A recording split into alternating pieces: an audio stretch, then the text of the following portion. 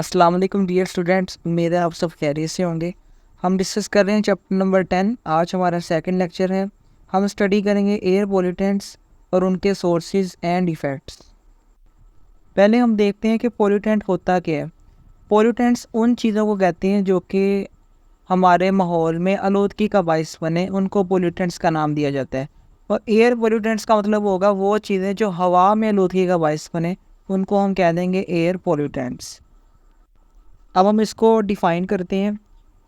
Any substance solid liquid और gas in the air which has adverse effects on the human health and the quality of life is called as air pollutant. कोई भी ऐसा substance जो कि हवा में मौजूद हो, चाहे वो लिक्विड हो, चाहे गैस हो या सॉलिड हो, और वो इंसानों की सेहत और इंसानों का जो लाइफ स्टाइल है उस पर अपने असरात मुरतब करे, उनको डैमेज करे, उसको हम नाम देंगे एयर पोल्यूटेंट्स का। जैसे आपने देखा होगा कि सर्दियों में स्मोक काफ़ी आ जाती है, तो ये स्मोक एयर पोल्यूटेंट्स की वजह से बनती है, फिर वो हमारी ज़िंदगी में हमारी सेहत को डैमेज करती है। नेक्स्ट वो कहता है the concentration of a pollutant is expressed in parts पर मिलियन। कंसनट्रेशन का मतलब होता है मिकदार। तो पोल्यूटेंट की मिकदार को मेजर किस तरह करते हैं? पार्ट्स पर मिलियन के अंदर मेजर करते हैं। पहले हम देखते हैं कि पार्ट्स पर मिलियन होता क्या है। मिलियन आपको मालूम है कि 10 लाख को कहते हैं, और 10 लाख में देखें तो 6 ज़ीरो होते हैं, तो मैं इसको लिख सकता हूँ 10 की पावर 6। अब सपोज़ मेरे पास 1 मिलियन जो है ना वो सॉलिड के पार्टिकल्स हैं। अब मैं क्या करता हूँ, इसके अंदर एक पार्टिकल, सिर्फ एक पार्टिकल ऐड करता हूँ पोल्यूटेंट का। तो अब मेरे पास इन दोनों को मिलाकर जो सोल्यूशन बनेगा ना वो बनेगा 1 ppm का।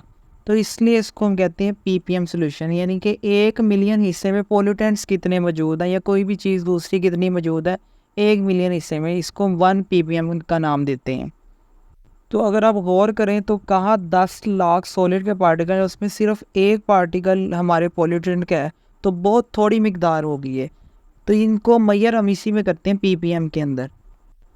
A concentration of 1 ppm means 1 part of pollutant per million part of solid, liquid और gas mixture in which pollutant is formed। तो वो वही बात कर रहा है कि अगर मेरे पास 1 मिलियन हिस्सा हो सॉलिड का या लिक्विड का या गैस का, और उसमें जो है पोल्यूटेंट उसका सिर्फ एक पार्ट हो, एक हिस्सा हो, तो ये मेरे पास सोल्यूशन कितना बनेगा? 1 ppm सोल्यूशन बनेगा, और ये इंतहाई थोड़ा होता है। नेक्स्ट हम देखते हैं कि मेजर एयर पोल्यूटेंट्स, हमारी जो फ़िज़ा है उसके अंदर मेनली कौन कौन से एयर पोल्यूटेंट्स मौजूद हैं। Air is not always clean as it should be, वगैरह कि हवा हमेशा साफ़ नहीं होती जैसे उसको होना चाहिए। There are 7 types of harmful substances which account for more than 90% of air pollution. कहता है जो 90% एयर पोल्यूशन है ना वो सिर्फ 7 पोल्यूटेंट्स की वजह से है। उनके नाम क्या क्या है वो उसने यहाँ पे मेंशन किए हैं। पहले नंबर पे आता है कार्बन डाइऑक्साइड गैस। अब ये वही गैस है जो हम सांस लेते हैं तो बाहर को निकालते हैं, तो ये गैस एक्चुअली में हमारी फ़िज़ा में जाके पोल्यूशन का बाइस बनती है अगर इसकी मिकदार बढ़ जाएगी। दूसरे नंबर पे है कार्बन मोनोऑक्साइड, ये भी गैस होती है जो कि हार्मफुल होती है। तीसरे नंबर पे है oxides of nitrogen, NO2 collectively referred as NOx। हम देखते हैं बाद में कि नाइट्रोजन के ऑक्साइड से क्या मुराद है, इनको हम नोट करते हैं NOx के साथ। इसी तरह सल्फ़र के भी ऑक्साइड है, उनको हम रिप्रेजेंट करते हैं SOx के साथ। फिफ्थ नंबर पे है हाइड्रोकार्बन जैसे मीथेन, इथेन, ये भी गैसेस होती हैं जो कि पोल्यूशन का बाइस बन सकती हैं। उसके नंबर बाद है पार्टिकुलेट्स। पार्टिकुलेट्स से मुराद होते हैं कुछ बहुत ही इंतहाई बारीक पार्टिकल्स जैसे डस्ट के होते हैं, पोलन्स होते हैं, या कोई और मेटल के कंपाउंड्स होते हैं। और उसके बाद आता है ओजोन। आगे हम इसको डिटेल से 1 बाय 1 डिस्कस भी करेंगे। तो ये सारे जो है ना ये मेन पोल्यूटेंट्स हैं जिनकी वजह से हवा के अंदर पोल्यूशन होती है। नेक्स्ट उसने डिस्कस किया है सोर्सेज ऑफ एयर पोल्यूटेंट्स के। एयर पोल्यूटेंट्स आते कहाँ से हैं, इनके सोर्सेज क्या हैं। Millions of tons of pollutants are emitted into the atmosphere each year as a result of human activities. कहता मिलियंस ऑफ टन्स जो है ना वो एयर पोल्यूटेंट्स हवा में आते हैं इंसानों की एक्टिविटीज़ की वजह से। The major activity among them is the complete and incomplete combustion of fossil fuels which alone is responsible for most of our pollution problem। अब हम यूज़ करते हैं ना, कोयला यूज़ करते हैं, पेट्रोल यूज़ करते हैं, इसके अलावा हम गैस का इस्तेमाल काफ़ी करते हैं। ये सारी चीज़ों को हम नाम देते हैं फॉसिल फ्यूल्स का, और इनको आपको पता है हम जलाकर यूज़ करते हैं। तो जब इसको हम बर्न करते हैं ना, तो उस प्रोसेस को हम नाम देते हैं कंबस्टन का। उस प्रोसेस के नतीजे में ना कुछ गैसेस पैदा होती हैं, उनमें मेनली होती है कार्बन डाइऑक्साइड, और बाज़ औक़ात कार्बन मोनोऑक्साइड भी पैदा हो जाती है। तो ये गैसेस हवा में जाके ना पोल्यूशन का बाइस बनती हैं। तो कहता है जो सबसे ज़्यादा पोल्यूशन है उसमें इन्हीं फॉसिल फ्यूल्स की बर्निंग होती है, जिसकी वजह से हमारी फ़िज़ा जो है ना आलूदा हो रही है। और ये फॉसिल फ्यूल्स पूरी दुनिया में मौजूद हो रहे हैं काफ़ी ज़्यादा अमाउंट में, इसलिए ओवरऑल पोल्यूशन का बाइस बन रहे हैं। तो पहले हम डिस्कस कर लेते हैं burning of fossil fuels. Burning of fossil fuels, oil, natural gas, coal produce carbon dioxide, carbon monoxide, NOx, SOx, methane, ash, smoke and suspended particles. जब हम इनको जलाते हैं ना फॉसिल फ्यूल्स को, जिसमें कोयला भी शामिल है, गैस भी शामिल है, इसके अलावा पेट्रोल भी शामिल है, ऑयल भी शामिल है, तो इनसे ना कई किस्म की ख़तरनाक गैसेस प्रोड्यूस होती हैं, जो कि इसने यहाँ पे लिखी हुई हैं। जैसे कार्बन डाइऑक्साइड है, कार्बन मोनोऑक्साइड है, NOx है, SOx है, ये सारी जो है ना ये गैसेस होती हैं। ये जाकर हमारी फ़िज़ा में ना फिर आलूदगी का बाइस बनती हैं। अगर आप नीचे डायग्राम्स देखें तो ये यहाँ पे कोयले की बर्निंग हो रही है, जिसकी वजह से ये यहाँ पे सारा धुआं निकलता है और यहाँ से बिजली पैदा की जाती है, लेकिन उसमें पोल्यूशन में भी इजाफा हो रहा है एनवायरनमेंट के अंदर। इसी तरह ये कोई ऑयल रिफाइनरी है, वहाँ पे कोई प्रोसेस हो रहा है, उसके नतीजे में ये बर्निंग हो रही है और धुआं निकल रहा है। तो ये हमारी इन्वायरमेंट में जाके फिर पोल्यूशन का बाइस बनते हैं। नेक्स्ट सोर्स है वोल्केनिक इरप्शन। वोल्केनिक इरप्शन का मतलब है जब आतिशफिशा पहाड़ फटते हैं ना, तो उनसे भी कुछ गैसेस या कुछ केमिकल्स ऐसे निकलते हैं जो कि हमारी फ़िज़ा में जाके फिर आलूदगी का बाइस बनते हैं। Many of these pollutants are also released into the air by natural processes, for example volcanic eruption। कहता ये नेचुरल प्रोसेस है ना, जब आतिशफिशा पहाड़ फटते हैं तो ये नेचुरल प्रोसेस है, इसकी वजह से भी आलूदगी पैदा होती है। It releases large quantities of carbon dioxide, SO2 and particulates। तो कहता जब ये प्रोसेस होता है तो इसके नतीजे में काफ़ी ज़्यादा अमाउंट में ना ये कार्बन डाइऑक्साइड गैस बनती है, SO2 गैस बनती है और पार्टिकुलेट्स बनती है। पार्टिकुलेट्स का मतलब इंतहाई बारीक पार्टिकल जो हमें शायद नज़र भी ना आए, तो वो रिलीज़ होते हैं और वो हमारी फ़िज़ा में जाके पोल्यूशन का बाइस बनते हैं। अगर आप इस डायग्राम पे गौर करें तो ये आपको एक आतिशफिशा पहाड़ नज़र आ रहा है, ये फट रहा है, तो उसके नतीजे में धुआं भी निकल रहा है और कुछ पार्टिकल्स भी वहाँ से निकल रहे हैं जो हमारी फ़िज़ा में जा रहे हैं। नेक्स्ट सोर्स है रिलीज ऑफ मीथेन। मीथेन एक गैस को कहते हैं जिसका फार्मूला आता है CH4। Methane is released in the air by the decomposition of vegetation. Vegetation से मुराद है जितने भी ये प्लांट्स हैं या जो घास है जो ज़मीन को कवर करती है, ग्रीनरी है, इसको हम वेजिटेशन का नाम देते हैं। तो जब ये डिकम्पोज होती है, इसकी या बर्निंग हो या और तरह से ये डिकम्पोज होना, तो वहाँ से एक गैस बनती है, उसको हम नाम देते हैं मीथेन का। वो मीथेन गैस फिर हमारी हवा के अंदर शामिल हो जाती है। It is also present in waste gases produce during digestion in animals. इसके अलावा जो एनिमल्स होते हैं ना, जैसे गाय हैं, वो उनके अंदर जब डाइजेशन होती है ना, तो उन डाइजेशन के नतीजे में भी वो जो वेस्ट प्रोड्यूस करते हैं ना, उनसे भी ये गैस रिलीज़ होती है।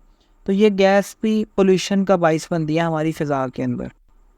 अगला सोर्स है पॉपुलेशन ग्रोथ, जो आबादी में इजाफा हो रहा है। Rapid growth of population, urbanization, industrialization and transportation are the main factors which are responsible for the environmental pollution। तो कहते हैं एक तो वजह है कि पॉपुलेशन में दिन ब दिन इजाफा हो रहा है, काफ़ी तेज़ी से आबादी बढ़ रही है, जिसकी वजह से उनकी ज़रूरियात भी बढ़ रही हैं। अर्बनाइजेशन का मतलब है कि लोग शहरों में ज़्यादा आबाद हो रहे हैं, तो शहरों में आबादी बढ़ रही है। इंडस्ट्रियलाइजेशन, इंडस्ट्रीज़ में इजाफा हो रहा है। और ट्रांसपोर्टेशन भी, जब आबादी को ट्रांसपोर्टेशन भी चाहिए होगी, गाड़ियाँ ज़्यादा होंगी, तो ये सारी चीज़ें मिलकर ना पोल्यूशन में इजाफे का बाइस बन रही हैं। All these factors are increasing in every city of the world specially in the last half century. तो कहता है ये सारे फैक्टर्स जो है ना ये बढ़ रहे हैं, ख़ुसूसन जो पिछले 50 साल हैं उनमें इनमें काफ़ी ज़्यादा इजाफा हुआ है। These pollutants are affecting the environment very badly, और ये फिर हमारी इन्वायरमेंट में काफ़ी ज़्यादा ख़तरात का बाइस बन रही हैं। नेक्स्ट है ozone. Another pollutant, ozone, is formed when heat and sunlight cause chemical reaction between oxides of nitrogen and volatile organic compound hydrocarbon. अब ओजोन ना एक गैस होती है जो कि हमारी फ़ज़ा में मौजूद होती है और ये हमें सूरज की रोशनी से बचाती है। लेकिन अगर यही ओजोन हमारे इर्द गिर्द आ जाए, हमारे जो एटमॉस्फेयर जिसमें हम सांस ले रहे हैं वहाँ पे आ जाए, तो ये पोल्यूशन करेगी वहाँ पे। अब एक्चुअली में तो ये गैस हमारी एटमॉस्फेयर के ऊपर वाली लेयर में होती है, लेकिन ये अगर उस लेयर में आ जाए जिसमें हम सांस ले रहे हैं तो ये फिर हमारे लिए ख़तरे का बाइस बन सकती है। अब ये बनती कैसे है, तो उसने प्रोसेस बताया, कहता है केमिकल रिएक्शन होता है नाइट्रोजन के ऑक्साइड्स के दरमियान और ऑर्गेनिक कंपाउंड्स के दरमियान, और ये रिएक्शन होता है हीट की और सनलाइट की मौजूदगी में, जिसकी वजह से ओजोन गैस बन जाती है। नेक्स्ट उसने जिक्र किया है स्मोक का। स्मोक से आप लोग वाकिफ़ होंगे, अमूमन ये सर्दियों में आपने देखी होगी। स्मोक कहते हैं किसको है? In winter the smoke present in the atmosphere is mixed with fog to form what is called smoke. Basically होता है कि सर्दियों के अंदर फ़िज़ा में धुआं ज़्यादा हो जाता है क्योंकि लोग बर्निंग काफ़ी कर रहे होते हैं, आग जलाई होती है, उस वजह से ना धुएँ में इजाफा होता है। और सर्दियों में फॉग भी होती है, तो ये दोनों मिलकर फॉग और स्मोक मिलकर क्या बनाते हैं? Smog. Many cities of Pakistan are completely covered with a blanket of smoke. हमारे शहरों की कई हिस्से में स्मोक बन जाती है और ये फिर पूरी फ़िज़ा को कवर कर लेती है। It's suspension is caused by the combination of factors which include industrial pollution, vehicle emission and crop burning. अब कहता है कि इसका बनना, इसमें कई फैक्टर्स शामिल हैं। मेनली उसने डिस्कस किया तो इंडस्ट्रियल पोल्यूशन, ये जो इंडस्ट्रीज़ होती हैं उनसे आपको पता है काफ़ी किस्म का स्मोक निकल रहा होता है, केमिकल्स निकल रही होती हैं। व्हीकल, गाड़ियों से बहुत धुएँ निकलती हैं। एंड क्रॉप बर्निंग, और फसलों को जब आग लगती है तो इन फैक्टर्स की वजह से ना स्मोक जो है ना वो ज़्यादा बनती है। These factors are responsible for the accumulation of nitrogen oxide, sulphur dioxide, particulate matter and volatile organic compound in the air. इसके अलावा इन अवामल से जो है ना वो ऑक्साइड भी बढ़ रहे हैं नाइट्रोजन के फ़िज़ा के अंदर, ऑर्गेनिक कंपाउंड्स भी बढ़ रहे हैं और सल्फ़र डाइऑक्साइड भी बढ़ रही है और पार्टिकुलेट मैटर में भी इजाफा हो रहा है। अब अगर आप नीचे डायग्राम देखें तो आपको स्मोक इस तरह से दिखी होगी। स्मोक की वजह से विजिबिलिटी कम हो जाती है और जो मुख्तलिफ सांस की बीमारियाँ उनमें इजाफा हो जाता है। तो ओवरऑल स्मोक भी हमारी फ़िज़ा के अंदर पोल्यूशन का बाइस बनती है। नेक्स्ट उसने डिस्कस किए हैं harmful effects of air pollutants. ये जो अब एयर पोल्यूटेंट्स हमने पढ़े हैं इनके नुकसान क्या क्या है, वन बाय वन हम इसको पढ़ते हैं। पहले उसने डिस्कस किया कार्बन डाइऑक्साइड का। Higher level of carbon dioxide lead to increased global warming which can cause ice caps to melt and oceans to warm, causing sea levels to rise। अब basically हमारी फ़िज़ा के अंदर कार्बन डाइऑक्साइड पहले से भी मौजूद है और ये जितनी मकदार में मौजूद है उतनी मकदार ज़रूरी भी है। ये करती क्या है, हमारी जो ज़मीन से हीट निकलती है ना, ये कार्बन डाइऑक्साइड इसको अब्जॉर्ब कर लेती है, जिसकी वजह से हमारी अर्थ का एक टेम्परेचर मेंटेन रहता है। लेकिन जब हमारी फ़िज़ा के अंदर कार्बन डाइऑक्साइड बढ़ती है ना, तो जो हीट निकल रही है ज़मीन से वो भी फिर ज़्यादा अब्जॉर्ब होती है, जिसकी वजह से हमारी अर्थ का टेम्परेचर बढ़ जाता है। और जब अर्थ का टेम्परेचर बढ़ेगा तो गर्मी में इजाफा होगा और उसके नुकसान फिर क्या होंगे। एक तो जो ग्लेशियर्स हैं जहाँ पे बर्फ़ जमी होती है वो पिघलना शुरू हो जाएंगे, और जब वो पिघलेंगे तो वो पानी सारा समुद्रों में जाएगा, समुद्रों का लेवल बढ़ जाएगा और उससे फिर सैलाब के ख़तरात आ सकते हैं। Extreme weather changes such as heat waves, heavy rains and wild fire also occur. इसके अलावा गर्मियों में इजाफा होगा, हीट वेव ज़्यादा आएंगी, हैवी रेन्स होंगी और वाइल्ड फायर जंगलों में बड़े लेवल पे आग लग सकती है। तो ये सारे नुकसान हैं इसके कार्बन डाइऑक्साइड गैस के ज़्यादा जमा होने की वजह से। नेक्स्ट उसने डिस्कस किया कार्बन मोनोऑक्साइड के बारे में। अब कार्बन मोनोऑक्साइड भी एक गैस होती है। ये कब बनती है? जब हम किसी भी किस्म की कंबस्टन करते हैं ना, जब चीज़ों को जलाते हैं वो जलती हैं ऑक्सीजन की मौजूदगी में। जब ऑक्सीजन की सप्लाई कम हो जाती है ना तो कार्बन मोनोऑक्साइड बनती है और ये पॉइजनस होते हैं, ये हमारी बॉडी में जाके डैमेज कर सकती है। It is extremely poisonous gas that can cause suffocation and death. कहता है इसकी वजह से घुटन होती है और डेथ हो सकती है। Carbon monoxide is very toxic gas that stop the red blood cells in animals blood from carrying oxygen that body need. अब हमारे ब्लड के अंदर होते हैं रेड ब्लड सेल्स, उनका काम क्या होता है कि उन्होंने ऑक्सीजन जो हम ले रहे हैं सांस के ज़रिए वो ऑक्सीजन को बाइंड करते हैं और बॉडी तक पहुंचाते हैं। लेकिन जब फ़िज़ा के अंदर कार्बन मोनोऑक्साइड बढ़ जाएगी ना, तो ये ऑक्सीजन की जगह जाके खुद रेड ब्लड के साथ जुड़ जाएगी, और जब रेड ब्लड सेल के साथ ऑक्सीजन नहीं मिलेगी तो हमारी बॉडी में ऑक्सीजन की सप्लाई ख़त्म हो जाएगी, जिसकी वजह से फिर डेथ हो सकती है। ऑक्साइड्स ऑफ नाइट्रोजन, जब नाइट्रोजन का ऑक्सीजन के साथ रिएक्शन होता है तो हम कहते हैं उसको नाइट्रोजन के ऑक्साइड, और इनको हम शो किससे करते हैं, NOx के साथ। और ये मेनली दो ही होते हैं, एक NO होता है और एक NO2। अब ये दोनों होती हैं गैसेस, ये भी नुकसानदेह होती है। NOx can damage lungs, irritate the eyes and nitrogen damage vegetation. कहते हैं आमतौर पर ये हमारे लंग्स को मुतासर करते हैं, हमारी आँखों को मुतासर करते हैं। इसके अलावा ये वेजिटेशन, जो ग्रीनरी है, जो प्लांट्स हैं, उनको भी ये डैमेज करते हैं।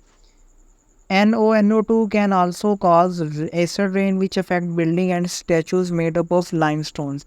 इसके अलावा इनका नुकसान है, ये बिल्डिंग्स को डैमेज करते हैं। बिल्डिंग्स पे जो पेंट्स होते हैं या बिल्डिंग्स पे अगर कोई मार्बल लगा हुआ है, लाइमस्टोन वगैरह, तो ये उसको जाके फिर डैमेज करते हैं, उनका कलर्स ख़राब करते हैं या उनकी क्वालिटी को मुतासर करते हैं। अगला है ऑक्साइड्स ऑफ सल्फ़र। सल्फ़र के भी इसी तरह ऑक्साइड्स होते हैं, उसमें दो होते हैं, एक होता है SO2 और दूसरा है SO3। अगेन ये दोनों भी गैसेस होती हैं। They can irritate the eyes and cause breathing difficulties and acid rain. अब इनके नुकसानात अगेन ये हमारे सांस के मसाइल पैदा कर सकती हैं। इसके अलावा ये एसिड रेन का बाइस बन सकती हैं, यानी तेज़ाबी बारिश का बाइस बन सकती हैं। अगला नुकसान है हाइड्रोकार्बन्स का। हाइड्रोकार्बन्स कंपाउंड होते हैं कार्बन के और हाइड्रोजन के, इनको हम नाम देते हैं hydrocarbons. They can cause pneumonia, coughing and many other breathing and lung disease. Again ये भी जब हमारी बॉडी में जाएंगे तो ये मुख्तलिफ बीमारियाँ कर सकते हैं, जैसे नमोनिया है, खांसी हो सकती है, या और सांस के रिलेटेड मसाइल पैदा हो सकते हैं। They also cause global warming, ये हमारे जो अर्थ है उसका टेम्परेचर भी बढ़ा सकते हैं।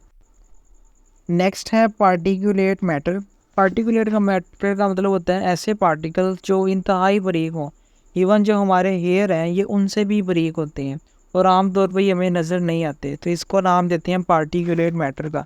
ये भी फ़िज़ा में जाके पोल्यूशन का बाइस बनते हैं। अब इनके नुकसानात क्या हैं? They can irritate the eyes and can also cause severe breathing problems for people with asthma.